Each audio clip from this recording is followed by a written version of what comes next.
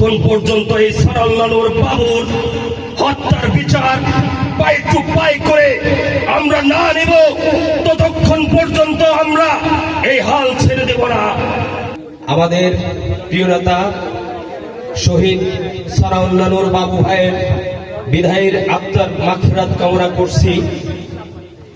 এই lion sporting club Bonpara এই শহরের আইকন আমি মনে করি।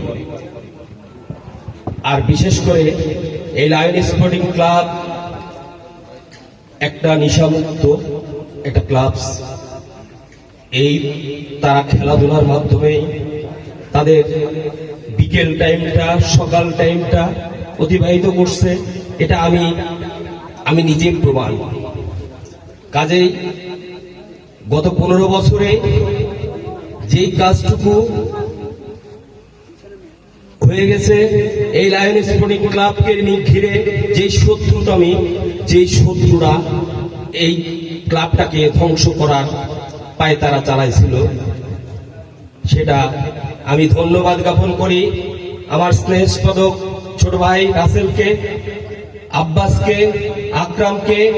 তারা সকল ষড়যন্ত্র উপেক্ষা করে তারা যে এই লায়ন স্পোর্টিং ক্লাব ধরে রেখেছে, তাদেরকে ধন্যবাদ দিয়ে ছোট করার আমার কিছু নাই। সকল টাইমে আমার সাথে পরামর্শ করছে, পরামর্শ করে তাদেরকে আমি পরামর্শ দিয়েছি এবং পাশাপাশি আমি তাদের সাথে ছিলাম। আমি বাবু ভাইয়ের আবারও বলছি, আমি বাবু ভাইয়ের বিদায়ের আত্মার মাগফিরাত কামনা করছি। এই 15 বছরে আমরা যাকে মিস করেছি, আমরা প্রতিটা টাইম আমাদের বুকে রক্তক্ষরণ হয়েছে।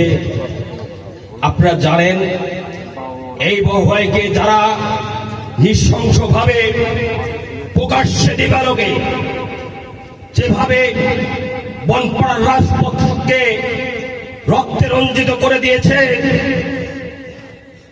আমাদের সকলের স্বপ্নকে ধূলিসাৎ করে দিয়েছে, আমরা এটা কখনো ভুলব না।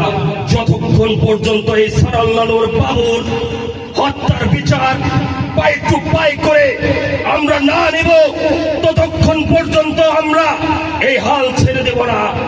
আপনাদের এই যুব ক্রীড়া সংঘকে সাথে নিয়েই আমরা বনপাড়া বাজারে সকল কর্মকাণ্ড বাবু ভাইয়ের এই বিচার যেন হয়, সকল কর্মকাণ্ডে আমরা একসঙ্গে আপনাদের প্রত্যাশা করছি। এবং আমার প্রিয় নেতা অ্যাডভোকেট রুহুল কুদ্দুস তালুকদার দুলু সাহেবের নির্দেশনায় আমরা আগামী দিনে এই সানাউল্লাহ বাবু ভাইয়ের হত্যার বিচার আমরা করব, এই আশা ব্যক্ত রেখে আমি সংক্ষিপ্ত কথা শেষ করছি। আসসালামু আলাইকুম ওয়া রাহমাতুল্লাহি ওয়া বারাকাতুহু।